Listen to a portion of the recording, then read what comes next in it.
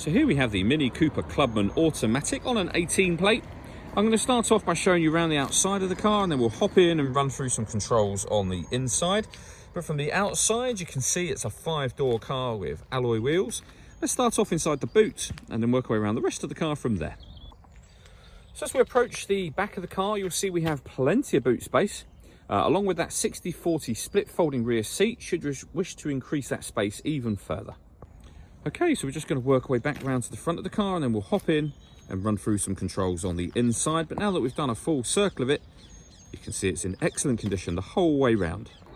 Just briefly before we climb in, I think it's well worth seeing the interior from this exterior point of view. There's plenty to run through on the dashboard, so let's hop in and we'll do that right now.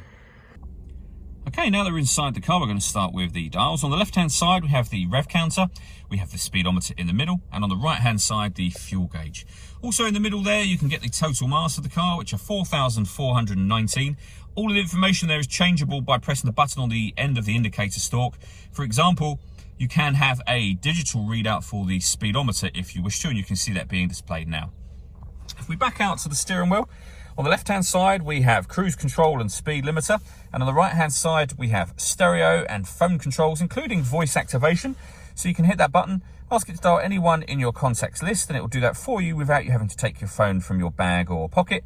That is, of course, once you paired it up, and that's done on the touchscreen in the centre here. Hit the phone icon, and then manage mobile devices and connect new device. You can do it all by touchscreen, which is what you see me doing at the moment, or you can do it using this dial just here and this collection of buttons. So you can use this as you would, a joystick on a computer or a mouse, for example. When it comes to music in this car, you can see we have DAB, FM and AM radio. We have auxiliary input. You can stream your music wirelessly via Bluetooth audio, and we have USB input as well. This car's got satellite navigation. There's a full video that shows exactly how this works that can be found both on our website and also on the mini page of our YouTube channel. Just type in MK18TBV into YouTube and you'll be able to find it from there.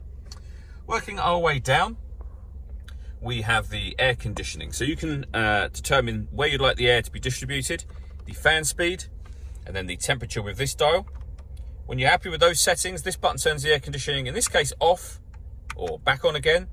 You can recirculate the air that's in the car. That's a great way of heating it up or cooling it down quickly depending on the temperature you've set here. We have a rear heated screen as well. You can turn off the stop and start. This car is designed to cut out when it's stationary in traffic to save you fuel. I've just turned that system off, and you can turn off the traction control from there. That button starts and stops the engine. Under that, we have a 12-volt charging socket as well as the USB and auxiliary inputs. We have the gear lever for the fully automatic gearbox, the electronic handbrake, and the controls that I mentioned a moment ago. All that leaves me to say is thank you for taking the time to watch this video. If you'd like to come and see the car in person and have a test drive, please feel free to call any of our MJA sites. We'd love to hear from you soon.